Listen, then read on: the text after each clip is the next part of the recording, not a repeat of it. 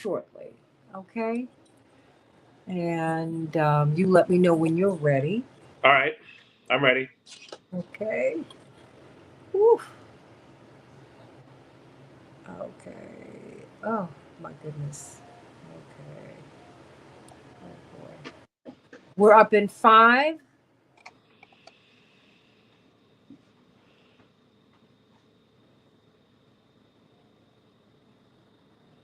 Hey, everybody. Welcome to the Santita Jackson Show here on AM 950 Radio, the voice of progressive Minnesota. It's a joy to be with you always. Such a blessing. I hope you'll meet me on Blue Sky at santitaJ.bsky.social, santitajackson.bsky.social. I am still on X at SantitaJ.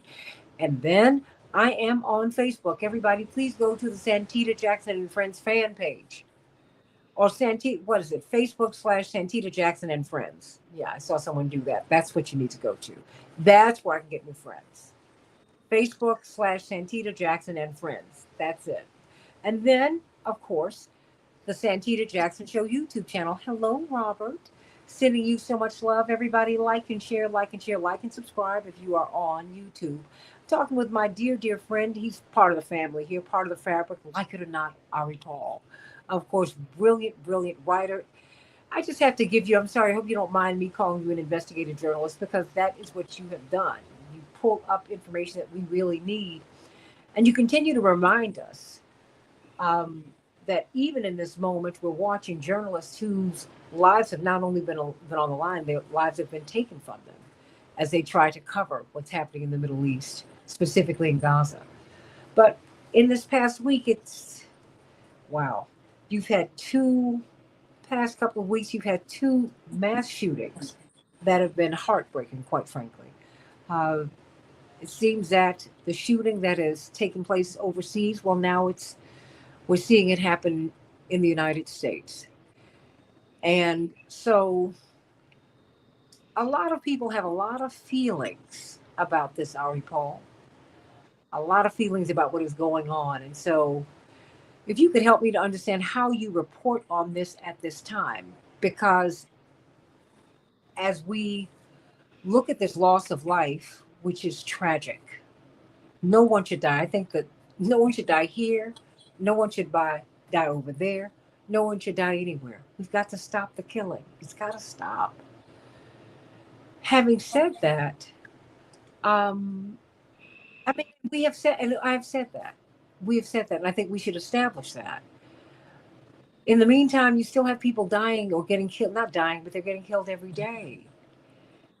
And that's not being reported. We don't even talk about that anymore. Remember when they stopped adding up the numbers of people who were being killed or who died during COVID? Maybe that was a Freudian slip. When they just wanted us to avert our gaze and not pay attention to it anymore. It's like we've done that there. And I mean, just what happened with these 2 shootings? What is going on? What happened here, Ari?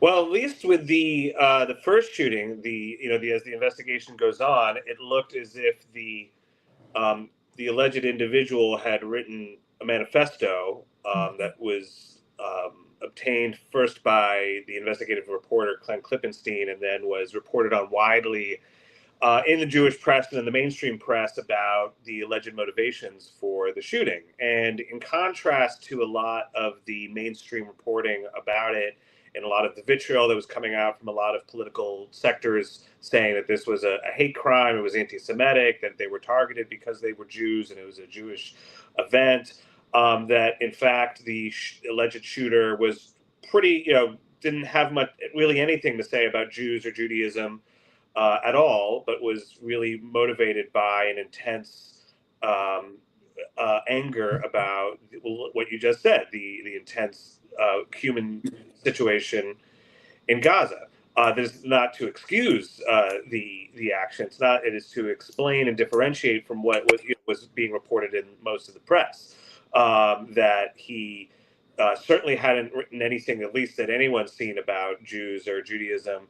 That in fact he, at least a couple of reports had said that when law enforcement had gotten to his apartment, among the many things, political paraphernalia they found in his house was a sign that said Tikkun Olam means something like Tikkun Olam means safety for Palestine or peace for Palestine or for Gaza.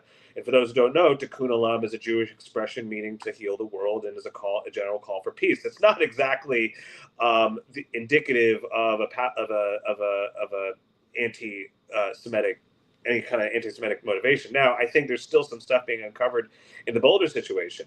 It's going to be, or the Colorado situation, it's going to be a while before that comes out.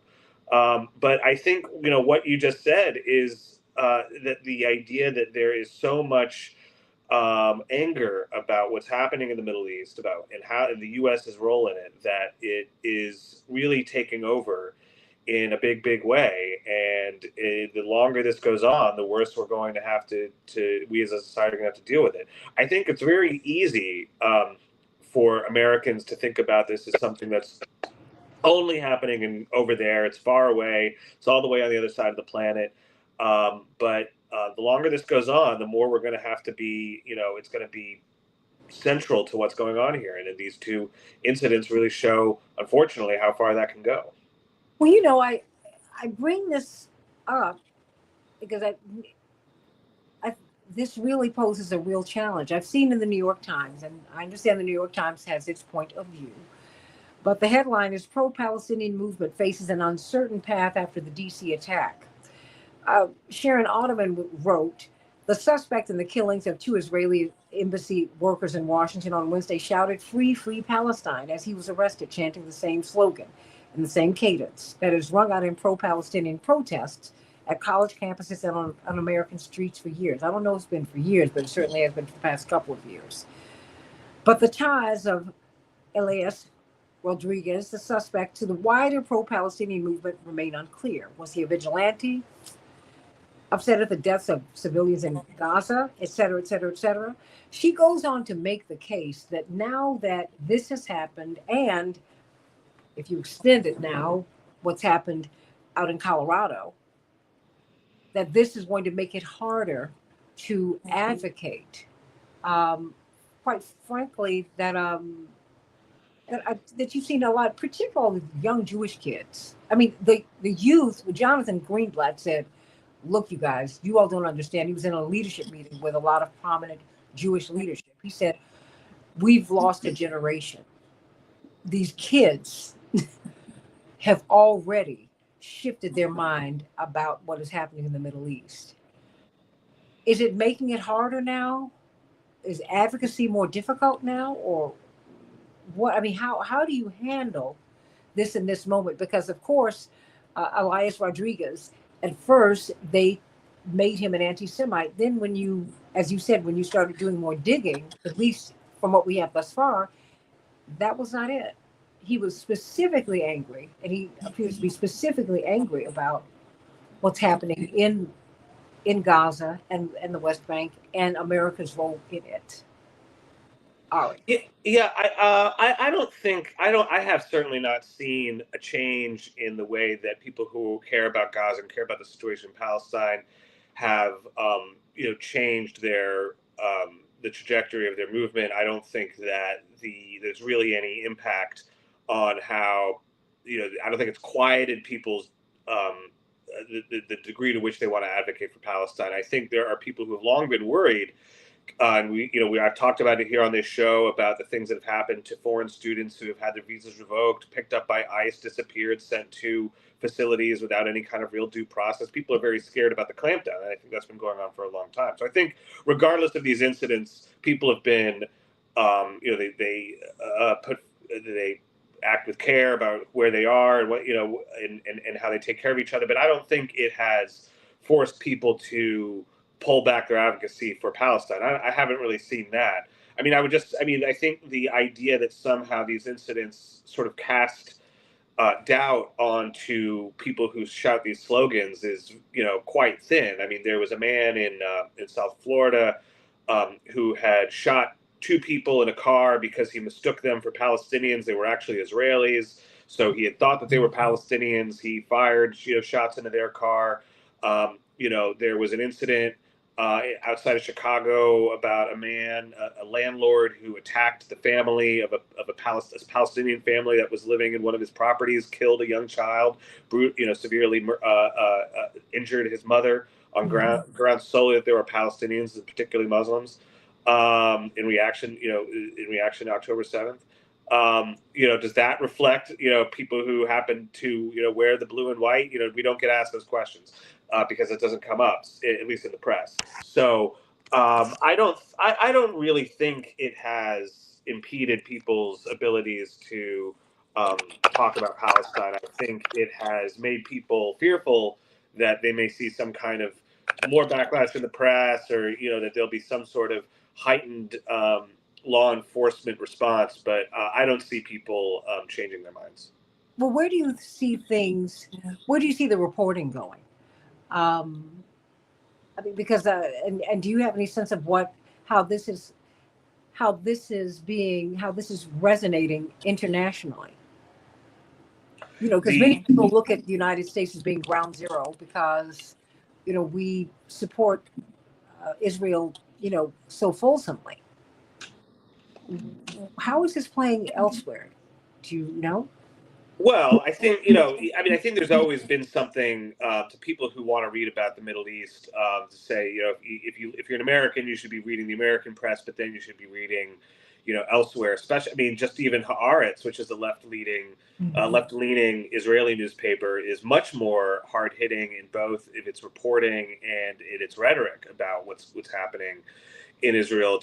It's a much clearer voice about where things are going, and that there have been columnists who've been warning about Israeli fascism, warning about Jewish religious extremism and how that's affecting the politics of Israel. Things that you really almost can't say in places like the New York Times or the Washington Post. So, I think there's definitely an intense amount of moderation in the American press about the situation in Gaza. And myself and others have written about this, the way that headlines are written, that there's an enormous amount of use of the passive voice. I mean, there's the joke that people say is like, a Palestinian body stands in the way of gets in the way of an Israeli bullet. I mean, it's these types of reporting that somehow try to dampen the severity of what's happening in occupied Palestine. And that unfortunately does have an effect on the American political discourse, because media plays a big role in that. And I think I would just look, I think one thing that has a lot of people scratching their heads about this is that there are certain types of stories in imagery that used to really move American public opinion. For example, during Vietnam, images of, say, a girl, with her, who was on fire, in napalm, running away from an American bombing attack, with stuff like that, really changed opinion in the United States against, against the war in Vietnam. Similar to there was a situation in the Mediterranean where there was a photograph of a 2-year-old Kurdish Syrian boy who washed up on a beach in Turkey, and that this really changed the world opinion about the refugee situation in the Mediterranean, the severity of the civil war that was going on in Syria. But you see these images coming out of Palestine of children on fire, children starving, children dismembered, children killed, children without families. And this seems to have almost no impact on the American discourse, at least among the elites. I think there's various reasons for that. One is what we just talked about, is sort of a failure to make it as severe as possible in the American press. But also, there's just been a lot of rhetoric that is repeated in the American press about the idea that there is no such thing as Palestine. This goes back to to Zionist politicians who said there is no such thing as a Palestinian people or a Palestinian state, that they're just these sort of stateless Arabs, which of course was rhetoric about the idea of there only being one Jewish state and no creation of a Palestinian state. but unfortunately it creates the undertone that the undercurrent that these aren't really people who are deserving of sympathy the same way a Syrian or a Vietnamese person might. So I think a lot of that is really contributing to this problem. But you've been critical of the press. I'm going to bring up Naima Latif in a hot second. She is a prominent journalist and executive producer and host, television and radio host here in Chicago. But I want to know, we saw the publisher of the New York Times, A.G. Sulzberger, really give this impassioned defense of press freedom. And yet you're saying, wait a minute, not so fast. Because you're ignoring it's like they have a blind spot when it comes to what? Well, I mean, certainly when it comes to Israel, I mean, the column that you just referenced was actually a speech that he gave at the University of Notre Dame. Then he was reprinted in the New York Times, in which he was talking about the attack on the press, which, of course, is something I and other journalists have talked about as well. He cited a report by the Committee to Protect Journalists about, I can't remember if it was the number of jailed or killed journalists, but either way, he referenced Russia, China, and sort of authoritarian regimes that are not aligned and considered enemy states of the United States. But then if you had read the piece online and clicked the link to Committee to Protect Journalism, you would see that among the worst offenders of these things is Israel. In fact, the crisis in Gaza has been one of the biggest crises for journalists in terms of the number of journalists jailed, number of journalists killed, a number of journalists grievously injured. One of the most biggest crisis for worldwide journalists in recent memory. I mean, what's happening in Russia and China, Burma. I mean, it's of course dire. It's not to discount what's happening in those places, but that the omission of Israel in the way that he wrote it is sort of, it's a very telling omission that the mainstream press only wants to talk about this in terms of it's a problem happening outside of our sphere of influence. It's happening outside of the democratic Western world, when in fact. Well, first of all, it's a big problem here in the U.S. I've been writing about it for FAIR, as have others, that the press freedom in the U.S. is on the decline. Press freedom in a lot big parts of Western Europe are on the decline. But that Israel, which is considered a part of the Western aligned world in the Middle East, is probably the cause of one of the biggest crises in journalism as we know it. How do you see press freedom on the decline? How are we seeing it as consumers of media? Well, certainly the legal action by this administration to go after places like CBS, ABC, caused there's a need to settle. I mean, there was one of the executive producers or had left 60 Minutes to say that journalistic integrity had been impacted by in this post-Trump world to the point that they couldn't do their jobs anymore. We saw the LA Times, the owner, put the kibosh on a presidential editorial, so we couldn't really endorse a candidate. Something similar happened to the Washington Post. There were exoduses from all these papers from people who lifelong journalists who had considered them who felt very good about their jobs and said, I can't work at a publication like this. That is a real sort of telling problem that we don't have independent or the independence of the press is on the decline in the United States. And that is because there's various problems for that, but part of it is definitely the intensity that this administration is using in terms of its legal muscle, with lawsuits. There was a suit against the Des Moines Register and one of the pollsters that had been working with. And these things do affect the ability of these places to operate, even if the president doesn't win in court. So as we, more, I mean, I don't know if it's ever been this bad, but this particular estate, the press are not trusted now. Legacy media are not trusted. I mean, where do we go? Because there was a time, even though we've been propagandized, there's no question about that. But we're not singing from this. No one's singing from the same sheet of music now, Ari. Everybody's siloed, it seems. What is the answer here? It's a very good question. A lot of us have been trying to answer that.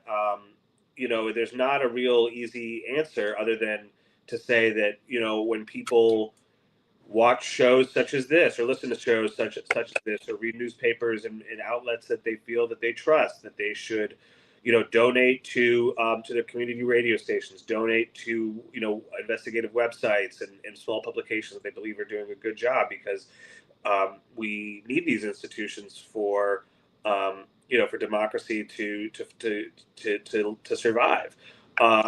Just looking at PBS and NPR, the attack on their funding, it's sort of it's somewhat overstated how much those places rely on federal funding. They really affect certain affiliates more than they do the entire network.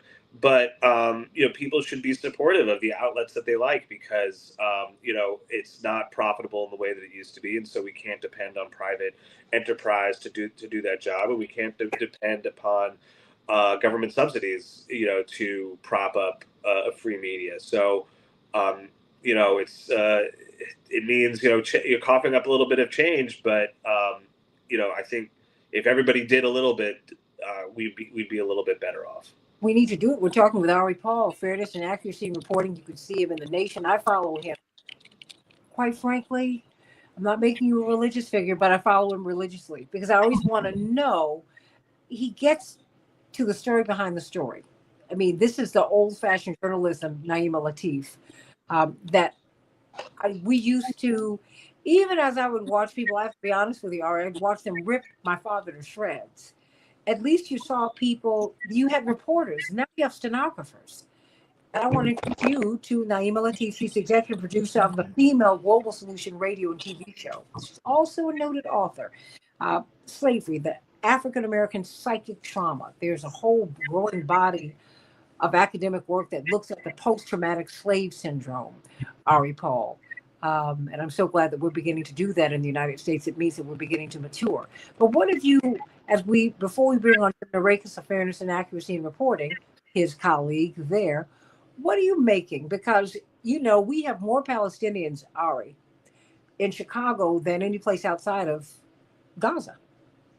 You have more Arab Americans in Michigan, but they're really here in Chicago.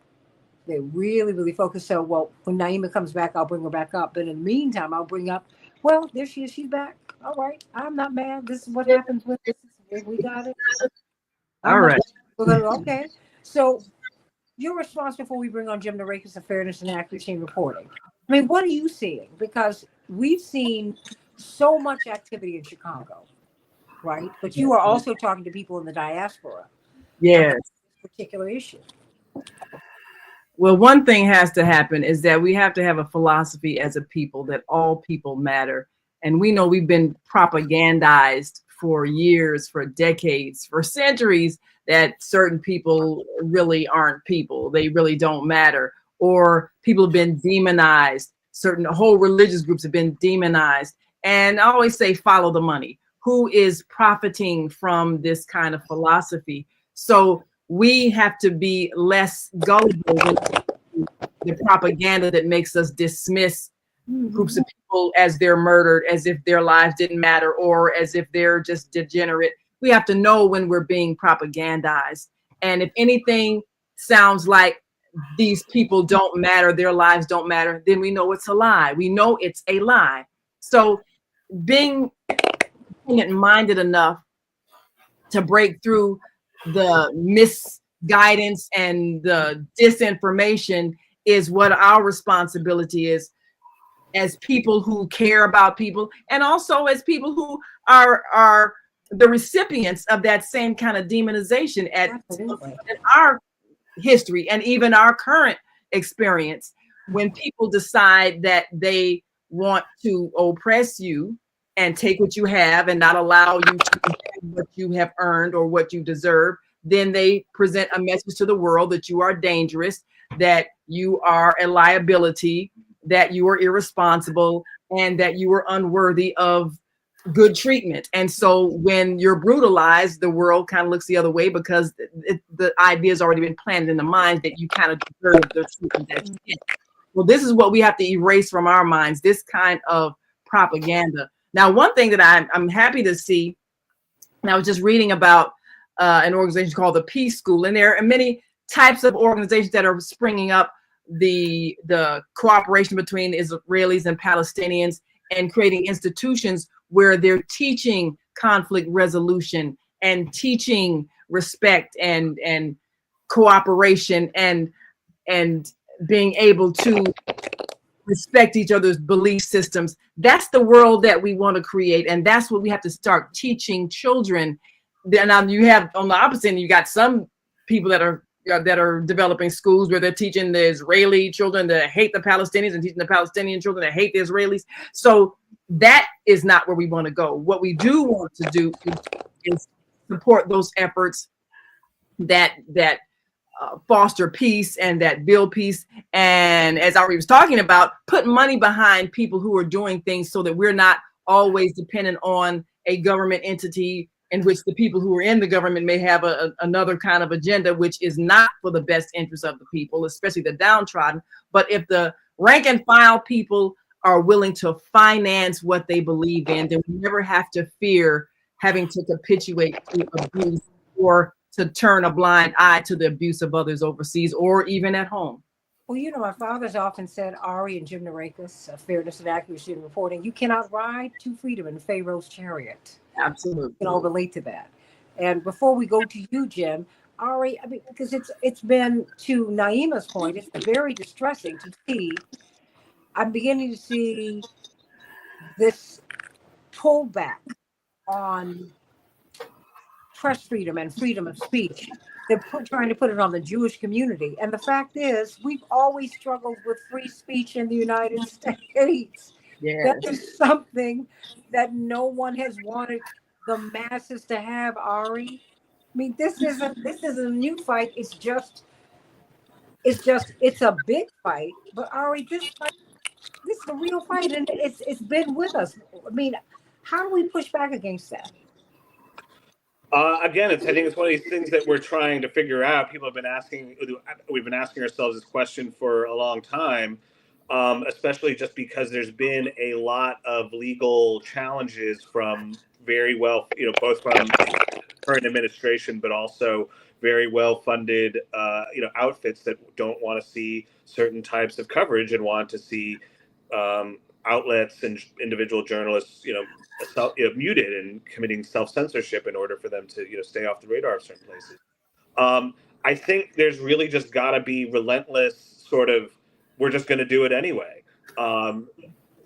Outlets just sort of have to be fearless, or else, the public is going to be worse off, and to show that, that people aren't going to bow down. Because if they do, I mean, the more that any journalistic institution, pulls back or says, okay, well, we'll comply with this if it means, you won't sue us, or you won't give us this funding. I mean, then you've already lost. So there just has to be a commitment to keep going. And I think, there are bright spots, out there in the media who are doing that, and that's to be commended. But as we talked about earlier, there are definitely in the corporate sector, there's been a lot of compliance, and it's a big part of not just the crisis of free speech, but the crisis of democracy all around.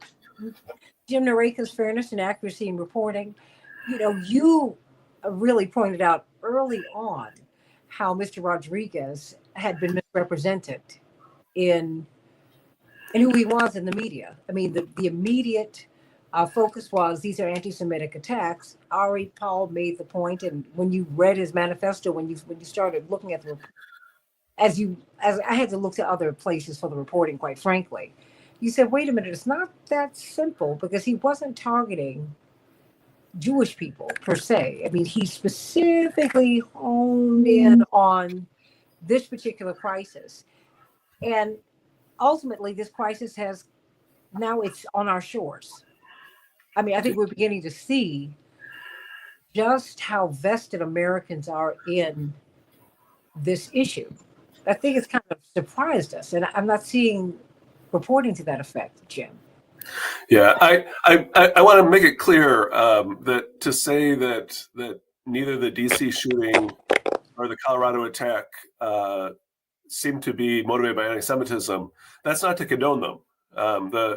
They are political violence, and political violence is not a good thing to have in your society. People have the right to express their beliefs. They have the right to express even beliefs that may horrify you. The fact that people, maybe. And I don't want to equate people who are supporting the hostages in Gaza with people supporting the genocide in Gaza. But if there was a group of people, demonstrating in favor of the war on Gaza, that does not mean that you have the right to attack them. It's not just. It's not helpful. It is not doing anything for the people of Palestine to attack people who are pro-Israel in the United States. But I do think it's important for the media to recognize the distinction between violence that's motivated by opposition to Israel and what it's doing, and violence that's motivated by anti-Semitism. Those are two different things, and they require different, to prevent them. They require different reactions. The anti-Israel attacks are more like if there were people who were demonstrating in favor of the Russian invasion of Ukraine, and someone was so offended by this that they started shooting the people who were having this rally. That would be a horrific thing, and should be it's punishable by law. But it is not. It would not reflect a deep-seated anti-Russian bias or Russophobia that should make us rethink our attitude towards Russians. It should make us think about our attitude towards political change and how do you affect meaningful change in a society. And I don't think it's by making Molotov cocktails and throwing them at people holding a rally. But I think that there has been a widespread erasure of the distinction between anti-Zionism and anti-Semitism in the reporting on this, and it's an erasure that we've seen throughout this crisis, where people who are marching against, peacefully marching against the policies of the Israeli government and the support that the United States and academic institutions are showing for the Israeli government's war, that's being labeled as anti-Semitism and a kind of hate speech, and that I think is really not helpful and really kind of dangerous. You do not want to erase the distinction between the Israeli government and the Jewish people. That is those are two very different things, and you do not want to give the impression that they're the same thing. But how do you, as consumers of the news, I mean, what do you do? I mean, how do you fight through that? Through the disinformation, and if you feel that you're being misinformed, disinformed, what's the next step?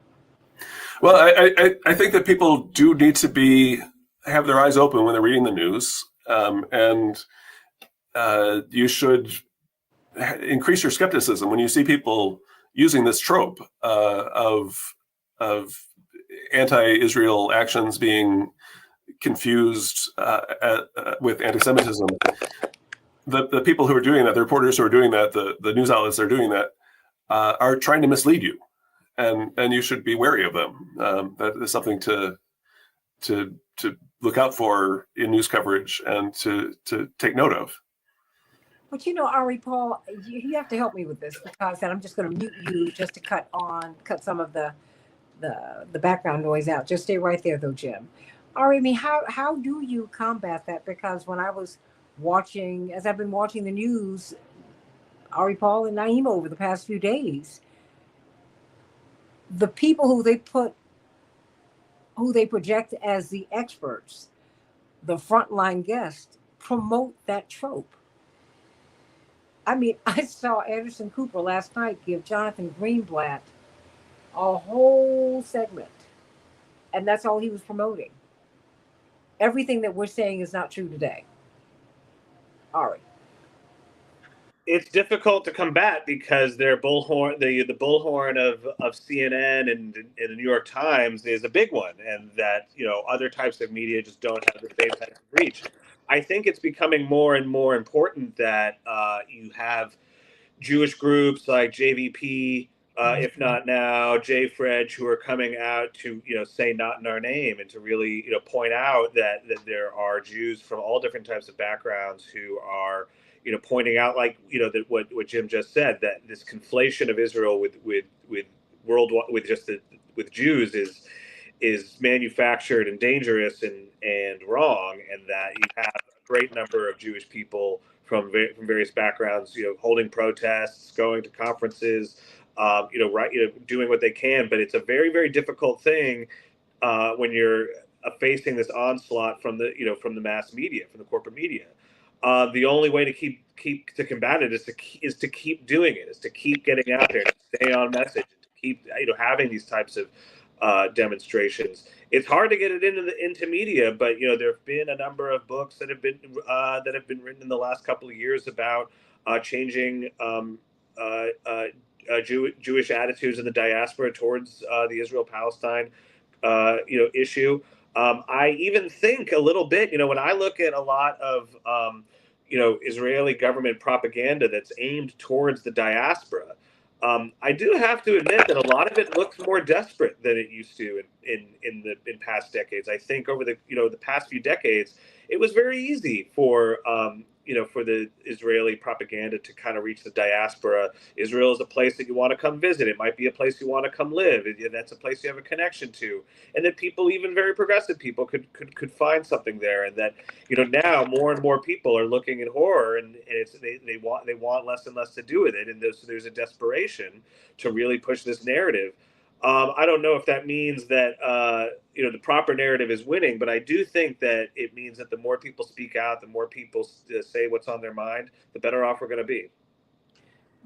But Naima, if you want to say something here, you're more than welcome to. I think it's real clear. I think it's real necessary for us to be able to distinguish between the policy of a government and the actual people, as you've said. And if the population can be made to see the difference, so that you always have the human element, and no human being should be treated badly. So there's never any justification for a policy that allows that. And if people can speak that and feel free to speak that openly without being attacked or being accused of either being anti-Semitic or anti-Palestinian or whatever the case may be, but to just simply say we have to support a policy in which everybody's treated fairly. If what currently is what we have isn't working, then we have to work toward that not being the reality anymore. And it doesn't make anybody anti anything, but just pro-human being. And this is the model we have to keep reiterating to our children, because they're the ones that are going to move forward with this world, however it's shaped. And so we have to define what is just right, what is correct treatment of human beings. And that means not giving power to those voices that we've been listening to without question over the years, realizing that sometimes they're representing an economic or political agenda that's not in the best interest of the people. So we have to choose to stop empowering them to be that voice that we listen to. Jim Narakis, what is that? I mean, and I keep going back to this, the response that consumers, that people who listen to the news, watch the news, read the newspapers, so go online. What should the reaction be? Because when I was growing up, in Operation Breadbasket, Operation Push, the Rainbow, you did what they called media education, Ari, Paul, and Naima Latif, you know that. And what we would do is you learned how to read the news. I mean, metaphorically, actually. Analyze. And you had a healthy skepticism. But, you know, but you also had a press. Don't you remember Sam Donaldson? Oh, my goodness. I never thought I'd say I miss him. Go back in front of Walter Cronkite. I want someone to shout above the din. I want Mr. Anderson. I want someone who's like, oh no, here they come. I don't, because we don't really. I have you. I have Ari. I have you, Jim. They used to be on the news. Yeah. Now, Jim, they're not there, and I just want to know, what are we supposed to do here? I think if someone shouted at Trump like that they would be at risk of being sent to El Salvador. Mm.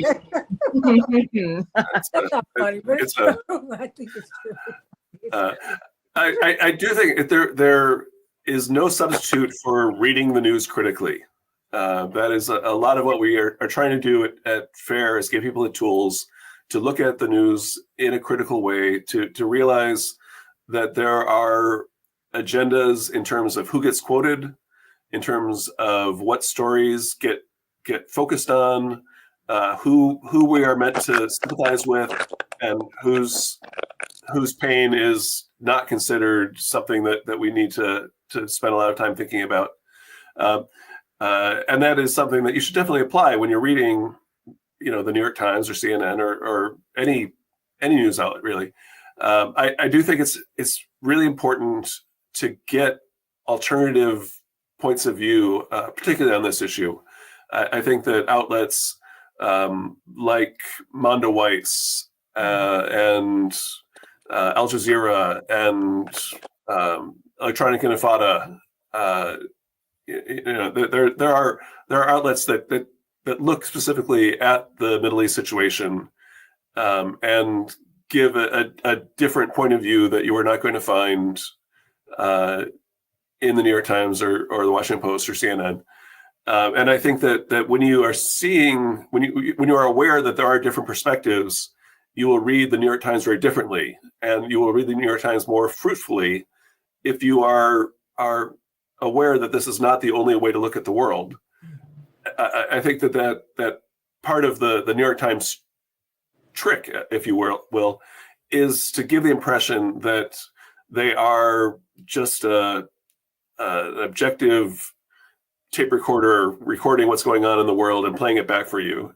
And in fact, they have an ideology, they have an agenda, they want you to react to the news in a certain way.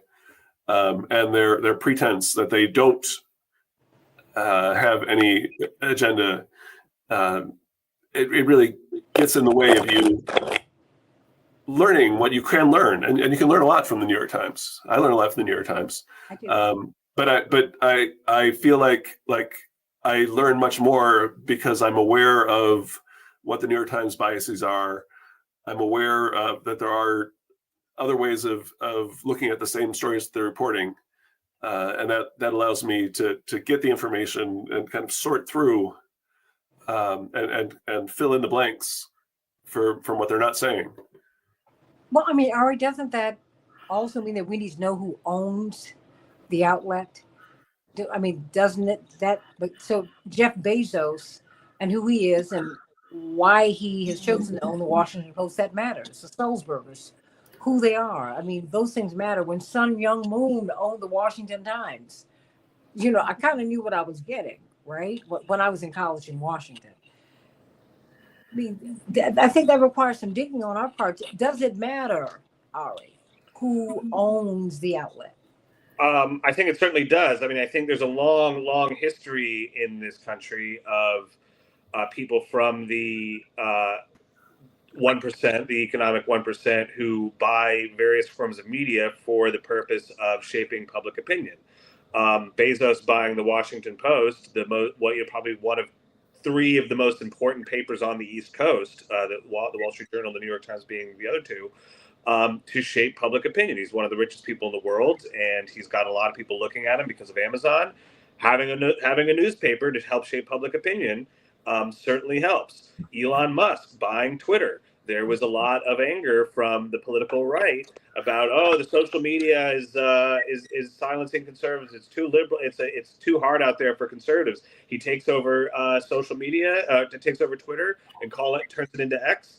And study after study shows how much more racist and anti-Semitic and content is now on these places, that you find more and more conservative influencers on. So there's always been a tendency, I think, for rich individuals as well as corporations, as well as corporations who want to buy media for the purpose of shaping public opinion. I think that's not different than a lot of things that have happened in previous decades and centuries in this country, but it does feel much more intense.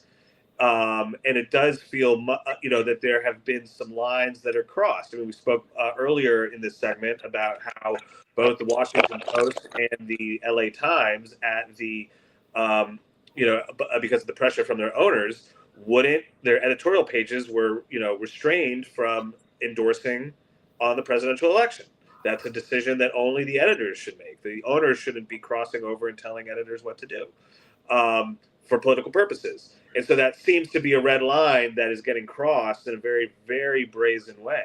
And I think we do have to call out that these are things that happen when, when people buy newspapers and media outlets for the purpose of either putting a narrative out that they want, or not having, or keeping a narrative from getting out.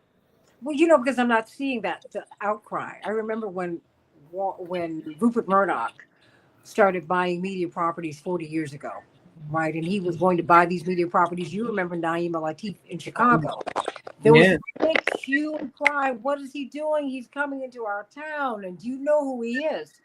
Now, you don't hear a lot of that anymore, Jim Narrates. Latif. Yes. I think there is an illusion in the online era that there's a million outlets out there, and you can pick whatever you want to listen to, and that it doesn't matter who owns what, because there is such a smorgasbord of information that anything that you want is out there. And I think that discounts the fact that we have these bottlenecks in the form of social media that have a tremendous impact on what we find out about the world. The two most important social media outlets in terms of distributing information are each owned by really one person. Musk is the really the only important owner of X, and Zuckerberg has, because of the way that Meta is structured as a corporation, pretty much single-handedly controls Meta. And so there's two people who have the ability to determine what billions of people are learning about the world, because the algorithms that shape social media it is not like we are doing the best to help you find exactly what you want, even though that's kind of the promise of social media. The algorithm is shaped particularly with X, but with Facebook as well. It is designed that so you're seeing the information that the two people who own these platforms want you to see. I've got a few minutes. I want to get like about 90 seconds from everyone before we go, just about really the path forward. Because people, so much of the information that we need, they're behind paywalls, but people are living from payday to Monday. The fact that a lot of people cannot, that's not original to me. Lynn Richardson wrote a fantastic book that is the title, and it's true. Americans cannot even afford an emergency room visit. And by the time you add up all of these subscriptions, you just don't have the space. You're trying to keep up with cable, and just information costs, Naima. It does, but you have to look at the ways that you can get information out at the least amount of cost. The good thing about the internet is that it does reach a global community, and we never would have foreseen 50, 60 years ago, the kind of power that you would have in your hand every day to be able to reach the world. So we should use that with wisdom and put out information. And yes, sometimes you might get shut down by, Facebook or YouTube or whatever the case may be. But as long as you can use that voice, use it and make a difference with what you teach every time you use that media, because it does make a difference and we are influencing thought. Jim Narakis? Yeah, I think that we do have a lot of power in the digital age. I think that you need to use that power. You need to seek out information, alternative sources of information, get a wide variety of opinions, a wide variety of information, and use your critical thinking skills to decide whether what you're being told from the outlets you rely on, whether it's trustworthy. Have they steered you right in the past? Does what they say mesh with other things that you're seeing? It is possible, I think, to construct a trustworthy view of the world, but it takes some work. It would be great if we had a more robust public media system in this country. There are other countries where most countries fund public media much more fully than we do, protect their public media from government interference much more than we do. And people are able, they don't have to pay extra money to get the news. It's not treated as a luxury good. It's treated as a public good that functioning democracy needs. And that would be the system that I would call for. But right now we have a situation where the government is trying to turn every media outlet into a propaganda outlet, and it really is a kind of an emergency situation. It's very dangerous. I mean, Ari Paul, your final thought, because I think that we've got our work cut out for us, because we have these conflagrations out in the world and quite frankly within the United States that could have some kind of social civil war. That's what we're really dealing with in the United States. And that's as the money gets funny, so when the honey gets rancid, as they say. That's what happens. When the money gets funny, so does the honey. That's it. And now, I mean, the information that we get shapes our opinions, and it will determine whether we are supportive of a world war or not. It's important that we have the right information, Ari. Well, I would say, just like it's bad for your taste buds to eat at the same restaurant every night, I would say that it's bad for your brain to only read, one newspaper every day. As much as hard as it can be to sit down and sift through a lot of information, I think it will help all of us if we make sure, I'm reading about what's going on in the Middle East. Maybe I shouldn't just read the New York Times. Maybe I should be reading something from the Middle East. There's a lot in English. We mentioned Haaretz and Al Jazeera and these places. They offer a different point of view, sometimes a more hard-hitting point of view, and that people, I think, would be better off with a wide array of things that they can reach. And I think Jim is absolutely right that these social media outlets kind of create a bottleneck. People can still go out there, and I think it's important for us who want information out there is build new networks, build new email lists, build publications that get those voices out there. And follow the writers who intrigue you from other newspapers on these social media platforms, because they plug you into different, they take you to different vistas of information, and you need that. We need that more than ever. Please keep in touch with Ari Paul.